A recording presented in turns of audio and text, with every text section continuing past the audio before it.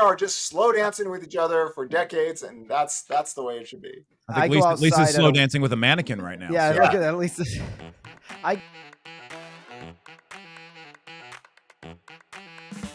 If you're not getting educated about local and national real estate trends, news, the lead indicators in the market, you're doing yourself and your client base a disservice. This is the Knowledge Brokers Podcast.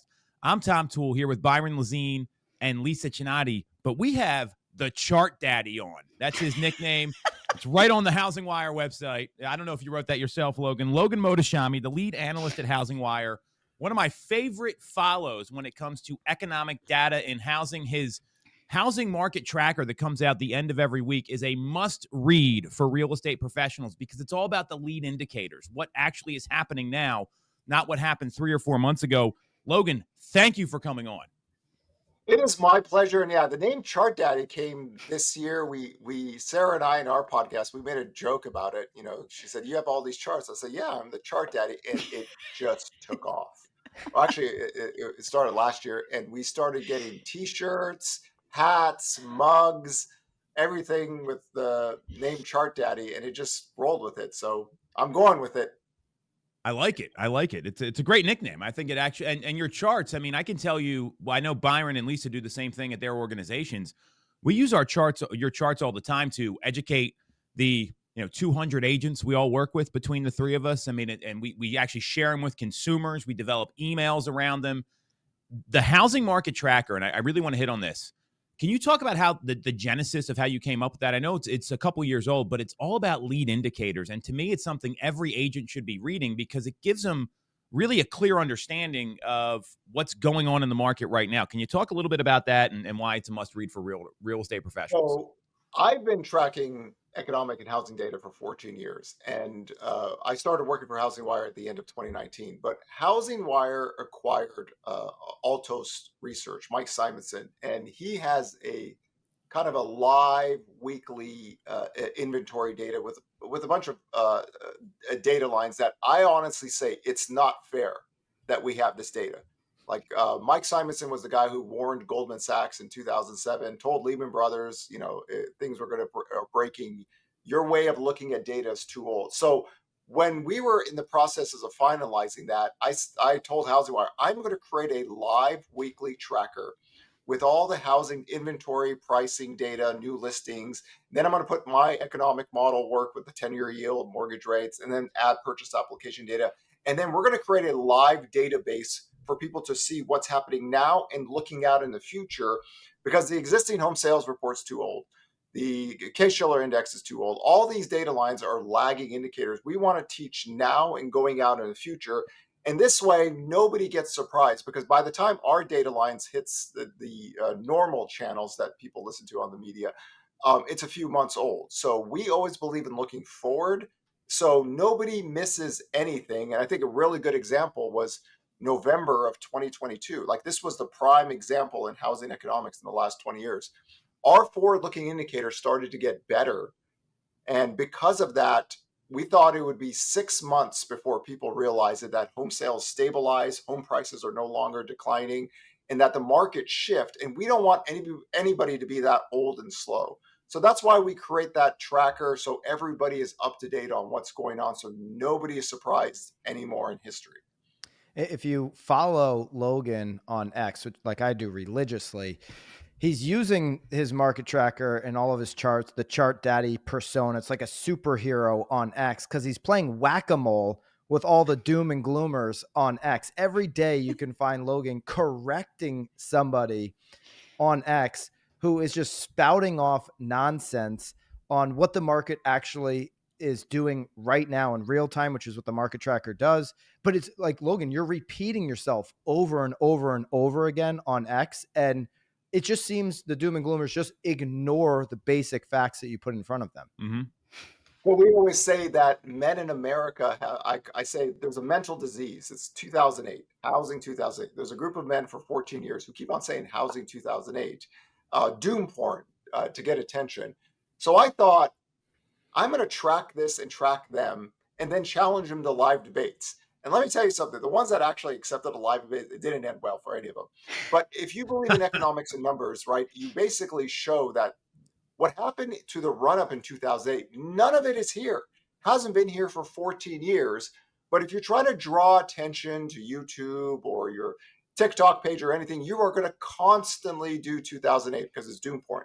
So I thought the academic side never takes these people on, right? I can get the top 10 housing economists, put them on a YouTube page, I'll probably get 200 views. But if I go challenge a doomer to a live debate and absolutely thrash him in front of his family, coworkers, and neighbors, and then all of a sudden they can't forecast, because that's what they do. They have no forecast or no models, and they know this, right? So I've been really pumping that up to the point where now X for me, nobody wants any. Everybody knows that they open their mouth. I say, okay, let's go on a live debate right now. I give you 30 minutes to accept. They all run away. I end up blocking him. So this way, I think in this modern day of economics, this is a really effective way to teach this instead of doing normal dissertation work that nobody reads. Nobody's going to sit there and listen to an economist, in a boring fashion. So we have to adapt to the times. I joke with Sarah, I'm that guy 2,000 years ago that was an old sage in a dungeon with a candle reading scrolls. This day and age with technology and everything, you can teach people how to read data, but it has to be in a way that's fun and in a way that's more relatable. And that's why Twitter is my domain now, X. Nobody's going to challenge me or go head to head with me. But this way I get to teach everyone. And then when everyone knows and reads and is more knowledgeable, all the fanatics have less power out there. Yeah, make sure you're following Logan on X and on IG. He's putting out some content there too. We're going to ask you about a whole bunch of stuff here on this pod that's in the news right now. The Bill Pulte changes at FHFA, conservatorship, banks taking over brokerages. You're originally from mortgage. Like, what do you see in the future on that?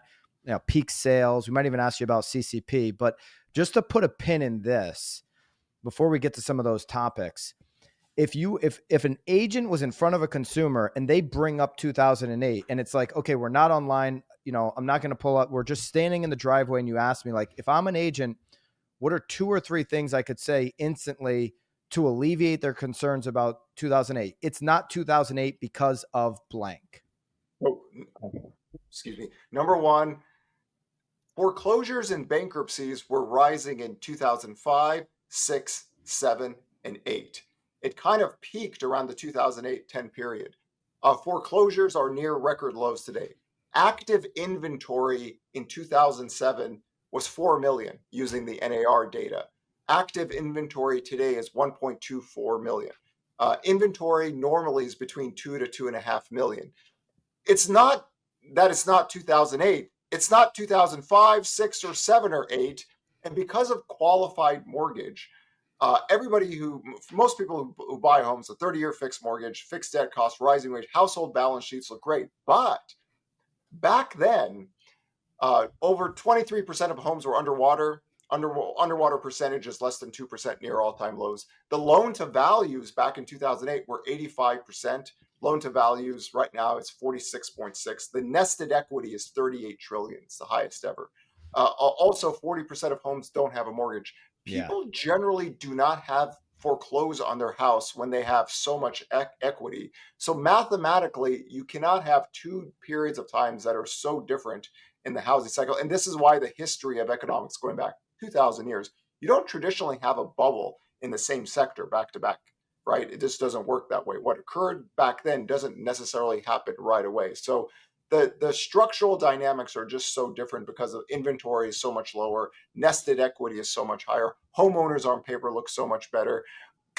So in that context, it's 2 different cycles. There's just no way you could get that kind of replication. It would take years and years for that setup to occur. Yeah. All right, Tom, out of all those other topics here in the news right now, where do you want to start? There's a lot to talk about here. I'd like to keep going with the economic data, because one of the biggest pain points I know our agents are hearing, I'm sure Byron and Lisa's, are inventory, and there's not enough affordable inventory, I think, is what we've been talking about a lot on the pod here. You talked this week in your housing tracker that you have a goal of getting to 2019 inventory levels, and we've made noteworthy progress. And typically we see an inventory boost this time of year. Could you elaborate for the listeners here, because this is something you want to share with consumers, but you also don't want to tell them like all these great houses are going to be coming to the market either. So how would, you're in our shoes, you're talking face to face to a consumer. How are you explaining this with your goals relative to the inventory boost that we see? Well, part of the things that we make our work so popular, we have something called a nerd tour. I tour the country or cities, and I basically show the inventory data and why I am so happy. And the first thing I tell people is our Altos inventory data is different than the NAR. But in 2022, March of 2022, I always ask, does anybody know how many active inventory we had in the country? Nobody knows. And then I said, we only had 240,000 single family homes in America in March of 2022. And then I say, you guys remember the game Hungry, Hungry Hippo, right? In the 1980s, we had 500 hippos, one ball. That is not a healthy housing market. That is a savagely unhealthy housing. We have too many people chasing too few homes. So inventory had to rise. This is why I was part of Team Higher Rates in 2021 and 2022. But right now, currently, our inventory levels on our weekly data is going to get back to 700,000 this year, or even above that. We hit the peak last year was about 739.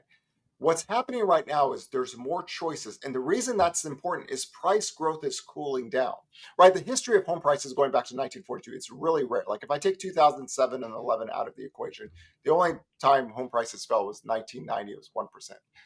But home prices rising 6, 10, 15, 20%. It does no real estate agent any good for home prices to escalate out of control because that takes forward demand out. So the fact that inventory rose in 2024, the fact that inventory is rising in 2025, our data lines, once you get back to 1 million, it basically is kind of somewhat normal. We're working our way, but what is occurring is price growth is cooling down. Every year, millions and millions of people buy homes, right? Wages grow, household formation grows, right? House is a product that's always in need. But because price growth is cooling down, inventory is rising, we're working our way back to a normal housing market. And this reminds me of the 1980s. The early 1980s, home sales crashed, mortgage rates were double digits, and everybody said America's a renter nation. But because household formations were rising, wages were growing, once mortgage rates fell 2.5%, it actually fell 5% from 18 to 13%. Home sales went vertical. And affordability was worse back then. So we needed to get inventory to grow back to normal so we have a more functioning housing market, so the days on markets grow. Houses could be here for decades and decades and decades. What we saw in 2020 to 2022 was savagely unhealthy because prices can escalate when you have supply shortages. You just have too many people buying the same product. And that's why I thought the best story for 2024 was inventory growing. I thought the best story in 2025 is inventory is growing. And I also actually don't believe in the theory of affordable housing. Like I would say, what does an affordable house look like? Like, what is that to anyone, right? It depends on the person's wages and incomes and capacity to own the house. Like I live in California. The whole nation looks affordable to me. But if I go out in my neighborhood, my zip code, a 1-bedroom condo, my zip code is $1 million. That's expensive. But it is a positive that inventory grew last year. It's a positive that inventory, and look, prices aren't crashing nationally. All this fear about, the housing market is going to collapse like it did. None of that is here. We're getting closer and closer to a functioning housing market. I like the word functioning. Yeah. It's a powerful one. Yeah, it's what normally has occurred for many, many decades. Before COVID hit us, inventory actually broke to all-time lows. Like not a lot of people remember this, but home sales actually broke to pre-cycle highs and inventory broke the pre-cycle lows. Home prices were up 8.5%. If COVID didn't hit, I'd be like, oh man, this is not a good thing. Prices could escalate here.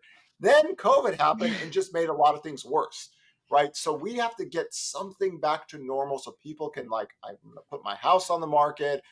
I don't have to worry about, 50 bidders with only 4 homes available. All this to me is a positive story. What happened in 2020 to 2022 early is what wasn't positive because you can't have a functioning market with inventory that low. Looking at normal, I think normally you would call peak sales sometime in March, or you have the last couple of years. You haven't done it this year.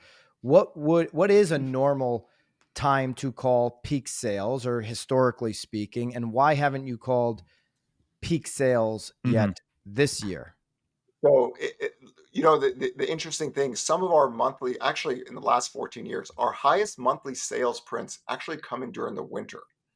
It's not spring, but housing data is very seasonal. Our weekly pending contracts data always rise up to kind of June and July, and then it fades out, just like our inventory data.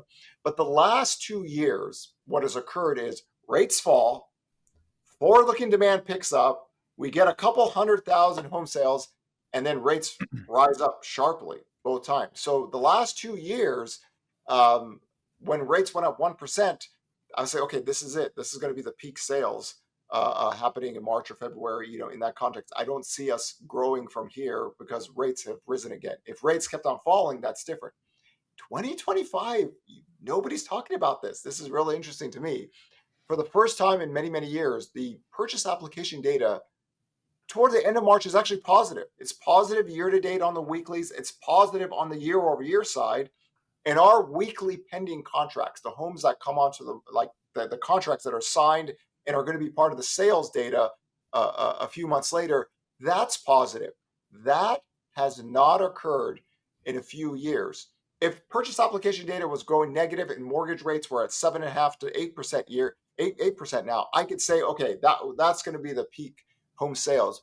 But here, as long as rates stay here and go lower, we've got room to run because we're at such low levels, like the existing home sales, where it is right now, adjusting to the workforce, it's the lowest levels ever. It doesn't take much to move the needle. But back then, the past 2 years, rates had already shot up from a low level. Here, it's different.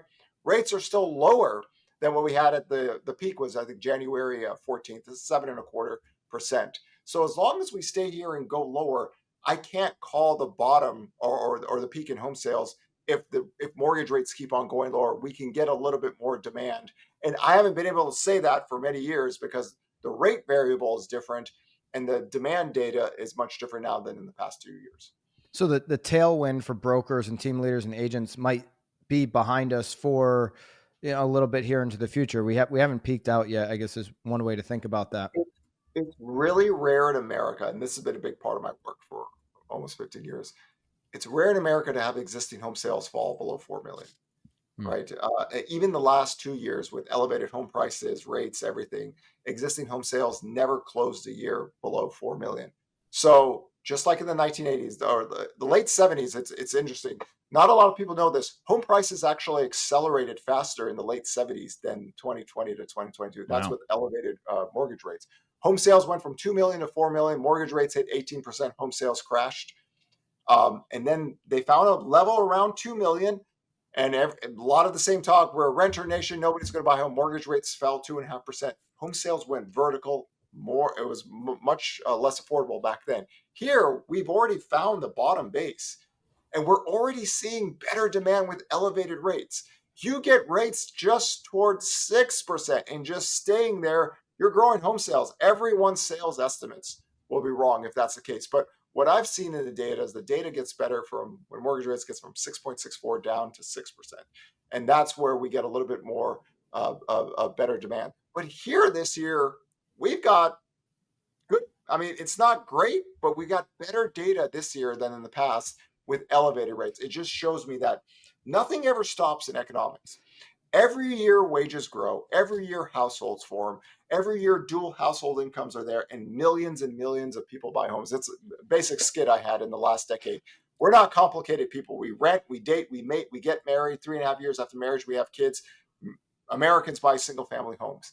So while rates are elevated and sales are low, every year wages grow, household formation grows, we're getting to the point to where people just do what they normally do. They live. If they can afford it, they buy homes. That's why we had near 5 million home sales last year, 2023. But here you can kind of see that light in that tunnel, that rates just go a little bit lower. We're growing sales just because the bar is so low right now.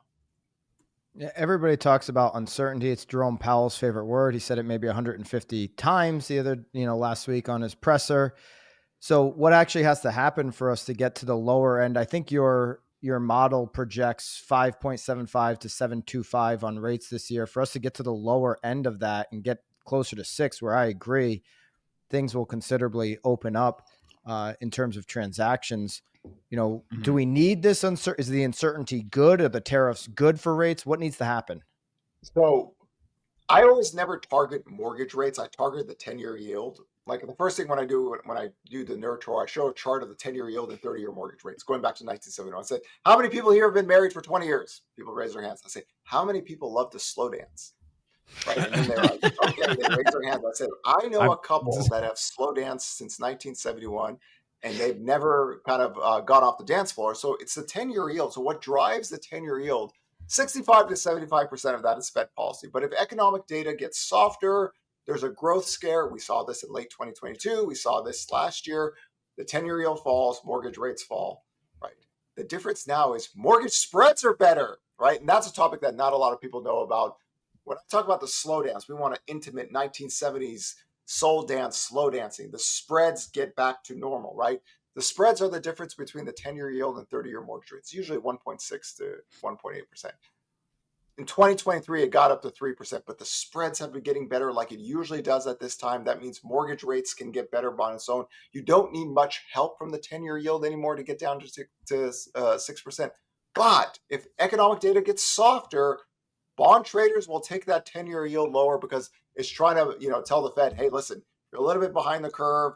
Fed says, no, we're not. So there's this constant battle, but you get not uncertainty, you get economic slow. Like today, we're talking on Friday, real consumption data came out slower, right? Inflation was a little bit hotter, but the 10-year yield dropped because if the economy slows down, bond traders will say, listen, we can't really go up too much higher from that.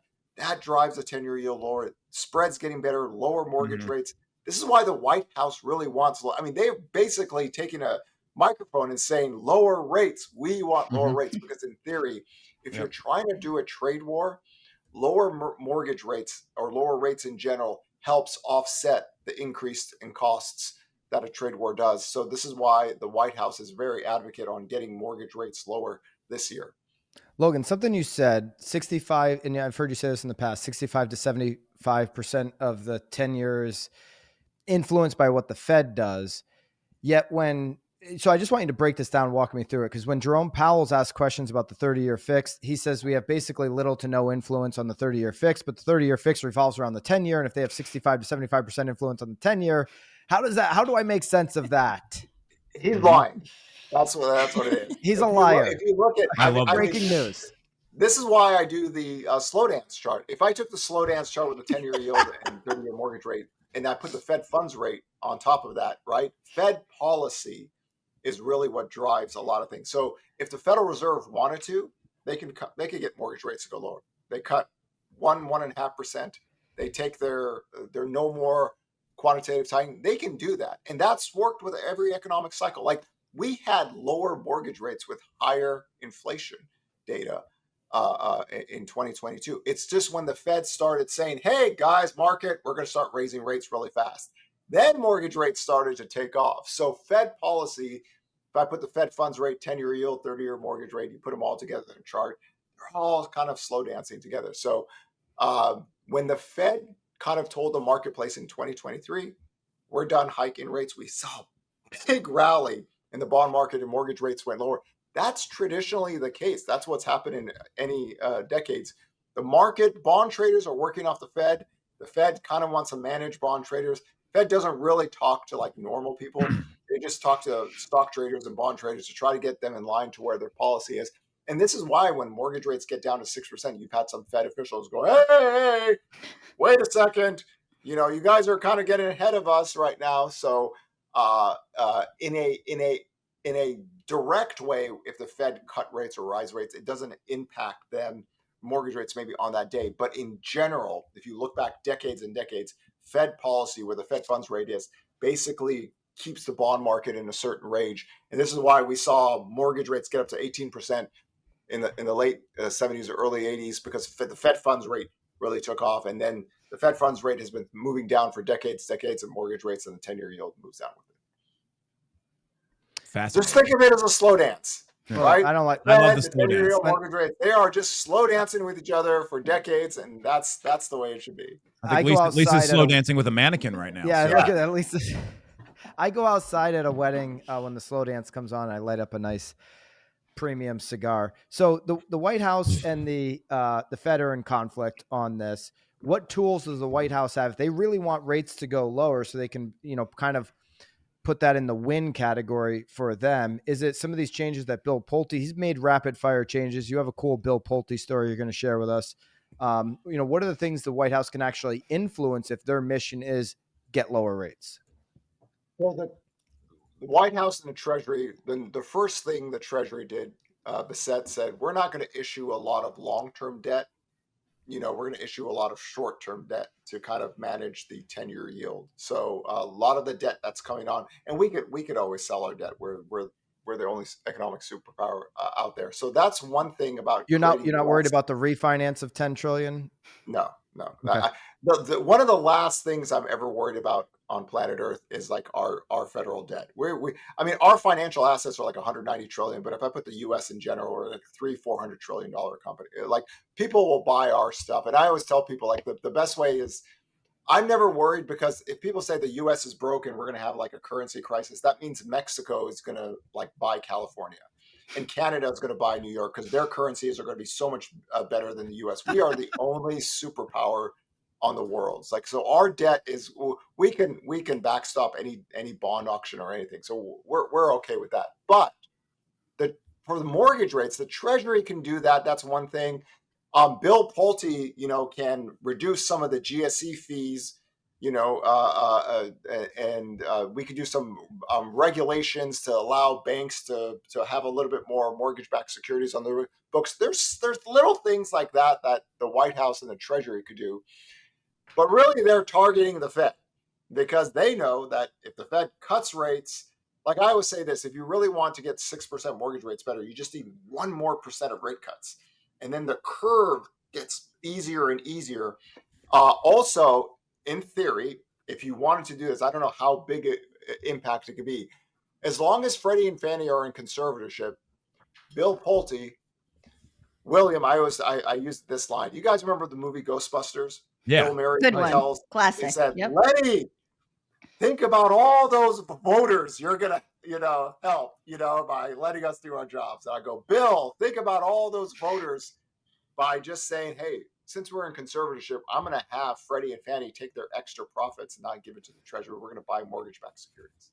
Because if mortgage-backed securities get back to normal, we're at 6%. We're under 6% today. That's all we need, right? So there are things and levers. I don't know how in tune these plans would be, or if they're even talking about it, but there's levers to pull while Freddie and Fannie are in conservatorship. But clearly, how I explain tariffs and the White House lower mortgage rates, when lumber prices were at 1,800, the builders were still selling homes because you had 3% mortgage rates.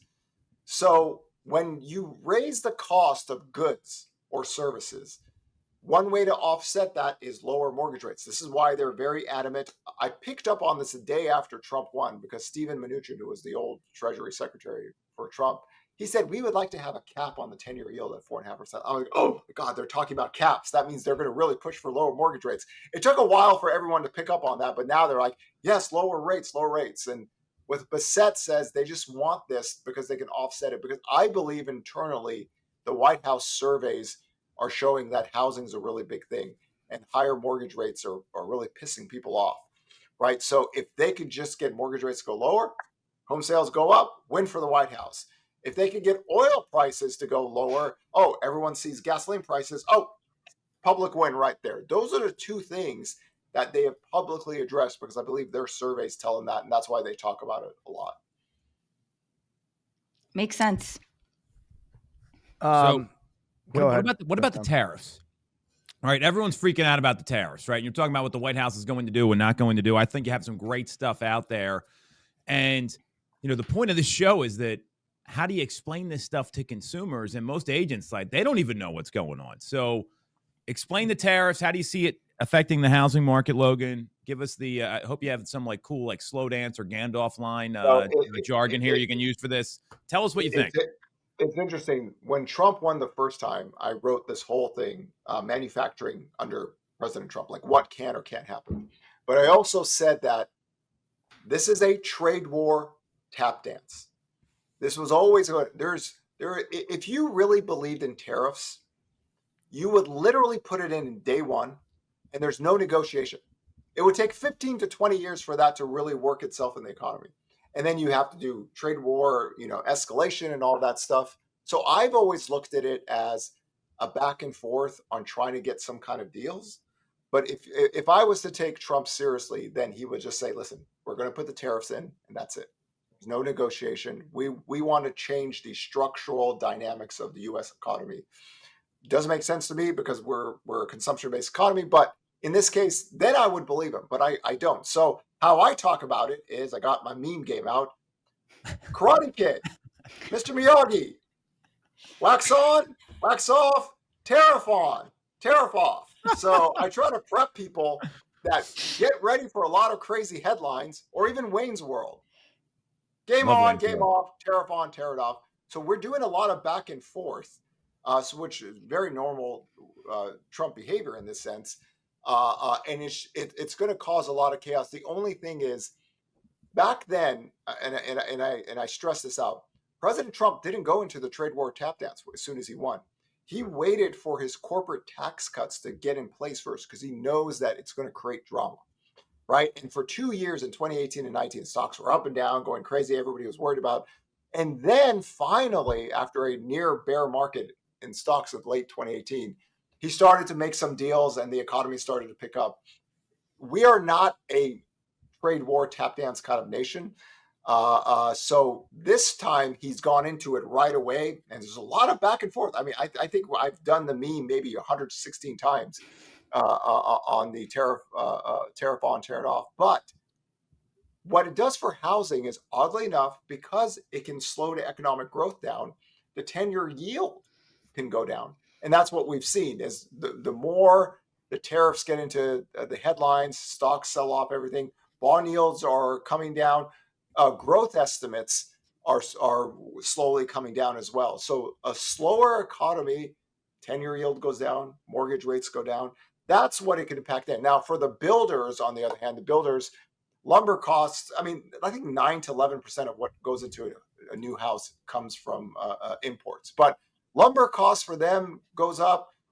Margins. The builders are dealing with margin pressure right now, and supply is increasing for them. So in that sense, it's not good for the builders. Don't look for the builders to be issuing permits like crazy in this environment. But for everyone else, I always say the trade war tap dance is good for rates because it can slow the economy down if we get this until we get some clarity. And because of that, the 10-year yield can go down.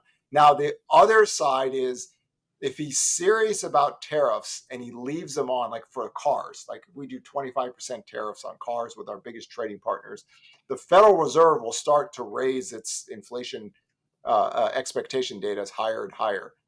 That can mean the Fed is a little bit more grumpy about what they want to do with rate cuts.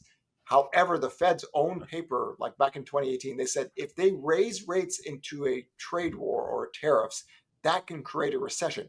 A recession, bond yields go down, mortgage rates go down. So it's probably very, very complicated for people out there because they see these crazy headlines. But so far, 2025 looks about right with what I was looking for and how the bond market has reacted to these trade war headlines and possible tariffs and percentages. And we'll see where it goes. I think Liberation Day is in a few days. By the way, Tuesday. They had Liberation Day on April 1st. And I was like, what? Is that a joke? Yeah. And then they finally moved it to April 2nd because they realized, oh, wait, that's probably not the best day to talk about liberation. Yeah, it'll be Wednesday of next week. I agree with you on the tariff. I mean, you've got better analogies than me. I've just been calling it a light switch. You can turn it on and off kind of as you choose. The effects are way more long-term. Logan, I'm getting the BAM team here is blowing me up. So I got to mention this. It'll be interesting because it's happening right now to get your take on this. And then we can even ask you maybe about CCP. So switching gears a little bit on just some industry breaking news. It's not up on HousingWire. Actually, Riz got it somehow first. Riz. That's something my daughter says at her dance competitions. Or RIS media, whatever they call themselves. Anyways, Riz. HousingWire will have the article up. BAM will have it. Everybody will have it up, I'm sure, here soon. But here's the breaking news. NAR is eliminating 61 positions as organizational revamp is Ooh. taking shape. This does not include CEO Nikia Wright. She is now has a permanent role here as CEO, and she's working to transform NAR. Her comment to the article is the industry is changing. It's our responsibility to lead change with it. And so 61 positions gone. What's your current take on NAR? And you can factor this news into that however you'd like. And then what's your thoughts, just because it's such big industry news the last week or so with the CCP stuff?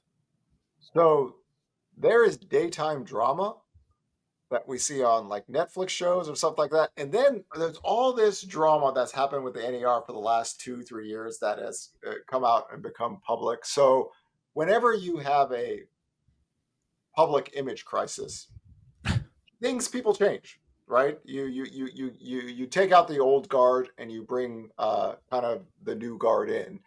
Obviously, with the lawsuits and everything and what's going on, to me, you're going to see a kind of a different kind of organizational NAR, but as long as they can keep getting money, they don't have to make too many drastic changes on how the institution is running on a daily basis. But they have to get new people in because what's happened in the last few years, obviously, impacts agents and how they handle the lawsuit and everything.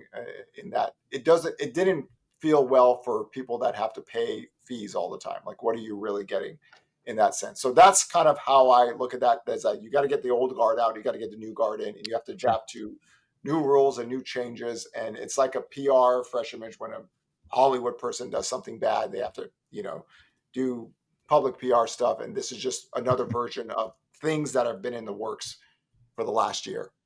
On clear cooperation policy, I mean, your commentary might be some of the most impactful in the space, because most of the big headlines are coming from an agenda, right? Whether it's a brokerage or a portal or a trade group, they have an agenda behind their position. You study the market, the economy. I think your comments could be really insightful. You could take a step back and just give us your thoughts on this clear cooperation policy.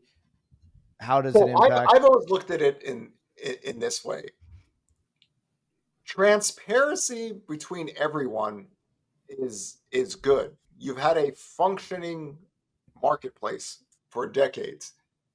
When rules are trying to be changed, and a lot of people said, well, because the brokers are going to not pay for buyers, or home sellers aren't going to pay for buyers agents, home prices are going to crash because sellers are just going to ask for less. I go, what bar did you just get out of?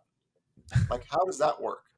So when we talk about transparency, it's better that we get all this information out, because I don't think things are going to change that much. I think we're sitting on $38 trillion of nested equity. And what I've saw in the data is that home sellers that were not paying buyers agents, that home, right, is in a sense a little bit more expensive because you're asking the buyer to come in and pay, but in a more open, free kind of communication marketplace, buyers and sellers, agents will all work together. As long as everyone is kind of on the same page, in time, it'll work itself out there. But this whole, everything is going to change. It hasn't changed for decades for a reason, right? And I think the functionality between seller agents, buyer agents, and the home sellers and buyers, it's been working. You can work off fees or whatever, but we have to make this a little bit more open and transparent to everyone. And in time, all this noise, headlines and everything will get cleared up, and it becomes, again, a more functioning housing market in that sense. So obviously there are groups that have other kind of agendas, market share ideas. But to me, in about probably 18 months, this stuff kind of gets cleared up and everyone starts to work off of a level playing field again. And then we'll just take the data off of this. But if NAR is fighting with Phoenix and, other, this is, again, chaos. You take the old guard out, you put new people in. Everyone's going to have to learn to kind of work together on that stuff. And whether it's clear cooperation fully or not, the faster we do it, the better it is. Because as long as everybody knows what the rules are, you can move forward with it. Go ahead, Lisa. We've had a very similar clear cooperation rule here in Massachusetts as long as I've been an agent. We've called it a delayed listing form. And as long as I have the seller sign that delayed listing form, we can do anything that we want to market the property in Massachusetts. It's changed nothing.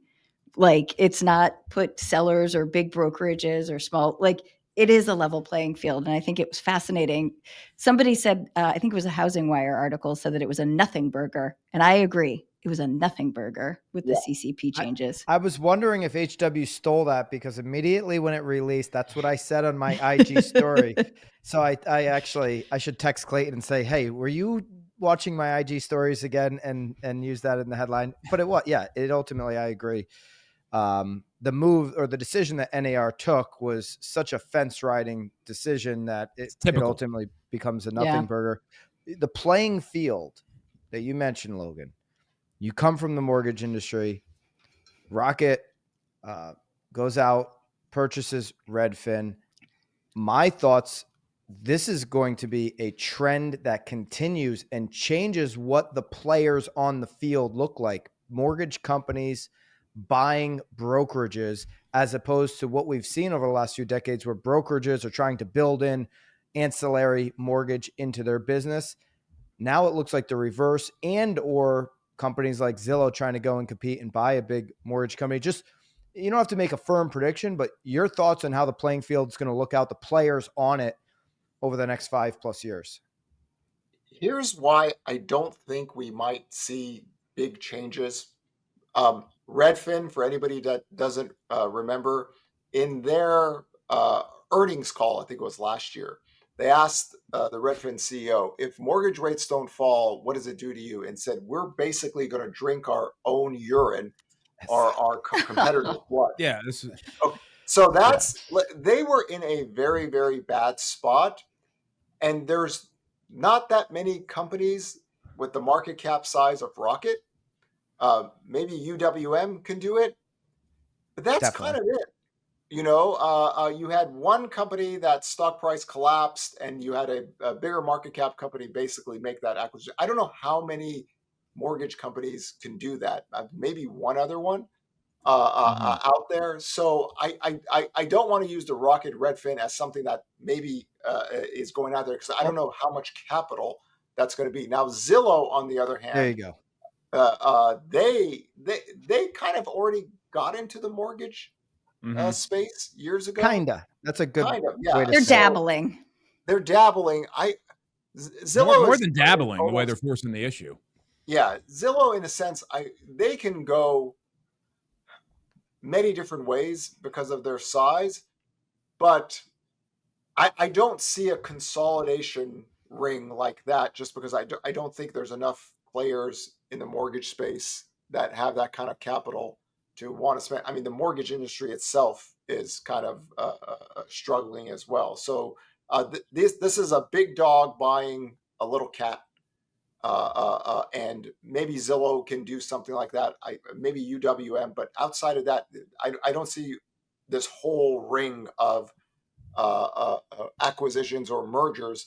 What Rocket did is that, again, if you can keep everything in-house, you have an advantage, right? So keeping data in-house, and then you offering a product to that data and facilitating all the transactions into one thing, that makes it work. I just remember, God, like 15 years ago or a very long time ago, I was part of a tech data incubator company. And what these engineers, they knew nothing about housing or mortgage or real estate, but what they wanted is, they said, we're going to create an app where you can buy and sell your homes and do your mortgage all with one thing, right? It structurally couldn't work back then, but that's kind of where people want to go. One place, but you got to be a big enough dog to get everything in there, so make it easier for the consumer. That's when I saw the Rocket thing, I just thought of that. I don't know how many other companies have that kind of capacity in the mortgage space buying brokerages. But if you condense the players, and then you could funnel them into this system, and then you can do the mortgage, real estate, and then that makes sense to me. I just don't know how many other people can replicate that. Mm-hmm. Yeah, I mean, Zillow's on that same battlefield. The super app, the end-to-end consumer. Do consumers want that? Everything all in that one app experience, do you think? Anything to make it easier, faster, better. I always make a joke. I remember when I was at LO, God, there was something called a fax machine, and people would like fax me rate sheets, and then I We used still to have to put fax numbers on our business cards, Logan, in yeah, Pennsylvania. and then So. I used to like take paper and a big folder, $1 million folders, and we used to put things in trans boxes, and those days are over with. Things are so much faster and more prolific. So consumers would like it. I just think for housing or mortgage, consumers still feel better if they talk to someone, right? If they have a relationship with a loan officer, if they have a relationship with a real estate person, because this is something that this is your biggest purchase, and there's a lot more variables. This is not like buying a dress on Instagram or ordering something on DoorDash, where the technology you don't have to have a relationship with your the app's person, because there's nothing there. But for real estate and mortgage, it's still one of these things where you would like to have somebody to talk to and give you the landscape on the real estate side or the mortgage side. That's why I don't think even with all the advances we've seen in technology and productivity and everything, there's still that human element in both the mortgage and real estate area. Agents, past clients don't exist. Unless, of course, you're retiring in 2025, then consider your clients in the past. But if you're building a business for the future, your clients are your clients. This is where Mosaic comes in, the client experience operating platform for you to manage the client experience. See, cupcakes are cute. It's a nice thing to do, but it won't keep a client tied to you for life. It's not going to bring the value to their home living, home ownership experience for years to come. CRMs work for lead generation, lead capture, and lead communication, while Mosaic helps you transform how you manage those relationships moving forward with the value that they actually need in their home ownership lifespan. So don't wait. Check out mosaic.io or find the link down below. Yeah, I totally agree. Tom, what else we got on the agenda here? So well, we're talking about these mergers, right? So there's obviously these, the Wall Street Journal story that came out about Compass trying to buy Home Services. I mean, we talked about on our show more mergers like that. Do you see that happening in the brokerage space at all? I mean, some people think it's a done deal. It hasn't been announced yet. Whenever somebody says that they're denying a deal, usually that means it's in the works. Thank you. So that typically does not, things don't leak out like that unless something's in the works there. So, of course, when you have an industry contraction like we've had in real estate and mortgage, deals get made, because this is when we say in theory there's blood on the streets. That's when you want to buy. This is it. This is probably the lower valuations that you're going to get. And again, if existing home sales have bottomed, originations have bottomed, this is where you want to get in. So when the next growth period comes, your army's bigger and better, and you can go out there and win that battle. That's kind of what I look to see at this point, is that are people finally saying, hey, listen, we're going to pull the trigger now because I got to pay a little bit more later on. Fascinating. Now, the one other question we had is, obviously a lot of the listeners here are real estate agents and, practitioners and team leaders. So we're talking about all this data. We're talking about CCP, all these mergers. How do you feel the state of the industry is right now in terms of an agent perspective? What advice would you have for the listeners if they're trying to grow their business, maintain their business, keep helping people? Because that's the intent of your work. Talk to the agents listening. Learn how to talk to your clients with data. Love that. I have to tell you, doing the nerd tour, and I try to make them as fun as possible, but what has occurred, and I talk to state associations and realtor groups and mortgage groups and everything, Wall Street, even people that give information to the Federal Reserve and White House. If you're understanding how to talk about housing, you are giving your clients such a beautiful treat, Because what I've seen over the years is that there's a lot of agents or mortgage people who just don't know the data. They don't want to invest time in learning it. And what we have found out is that after we do our presentations and people take the charts, I can get to slide into your DMs with my charts, but explain it in a way that they can talk to their clients, but they feel so much more confident. And then all of a sudden your client goes, wait a second, this is really good. You really care. The agents that care about that and learn about that and can explain to the clients, you have that person for life, right? And that's what we've seen over the last 18 months is people come back and go, my God, right? It's so much easier for me because when you talk to your clients and give them the information, you could alleviate any concerns. And you have that access now where 20 years, no, right? It wasn't available to people. So invest in yourself and your business about learning data and trying. You don't need to be an economist.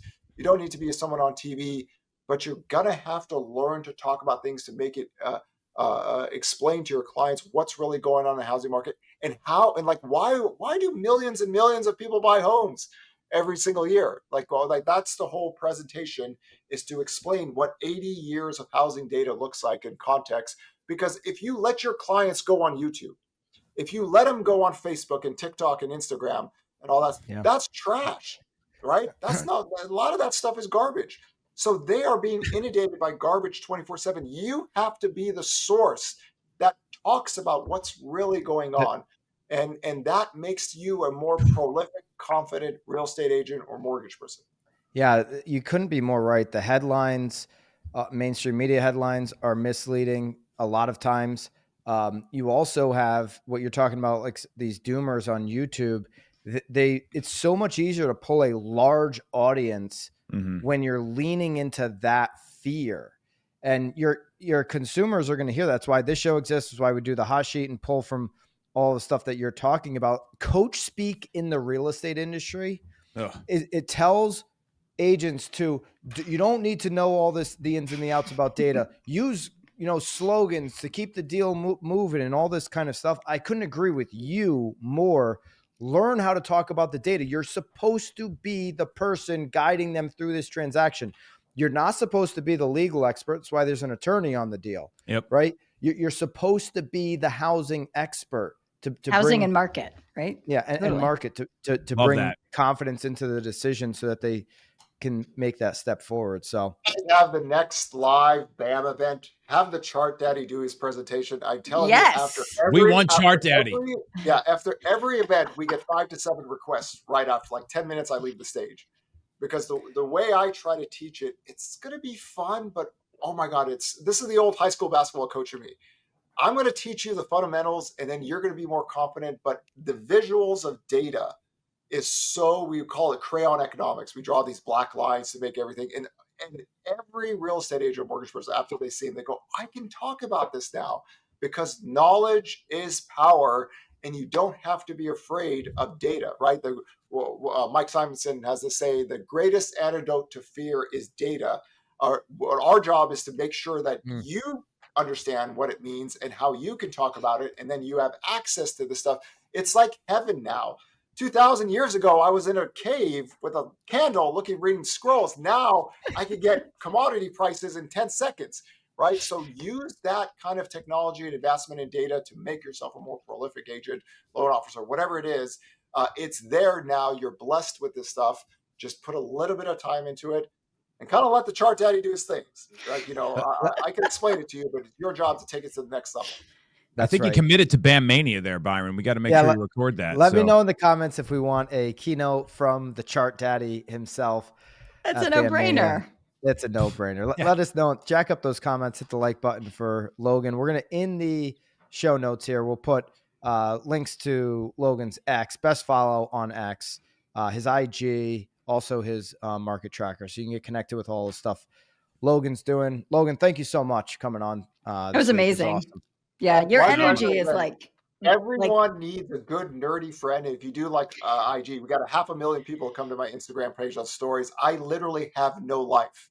I literally do this 24/7 and I never sleep and I just try to make it as fun as possible. And it's so much fun for me to see people learn this stuff and they go, oh my God, that guy is trash. Oh my God, that person has been wrong for a long time. And that's education, and you can deal with fanatics by educating the society. So I'm here for everyone 24/7. He's not lying when this is all he does. When we record Knowledge Brokers on Fridays, it's 10 a.m. Eastern. Logan's West Coast guy, so 7 a.m. for him. When you see him on CNBC, what is that, 4 a.m. wake up, 5 a.m. wake up? Some of them I go at 1 o'clock in the morning. Yeah, I got to get up at 1:30 for some of those interviews. So yeah, I have a thing here that running on no sleep, and that is because I don't want to lose. Like, I just want to be up 20. I don't want to miss anything, and I just want to win. I don't care about views or clicks or anything. I just want to get all the data so I can win every single day. And then everyone else is like, I need more attention even if I'm wrong. You've been on a winning streak as long as I've been following you. So Logan, thanks so much, brother. Thank you. Thanks, Logan. Thank you so much for checking out this week's Knowledge Brokers podcast. If you want to take what we're doing here at BAM and use it in your own business, join us over at School. We just switched BAMX into the #1 education and community platform. Go to school.com/BAMX or hit the link in the description, school.com/BAMX. I'll see you in the community.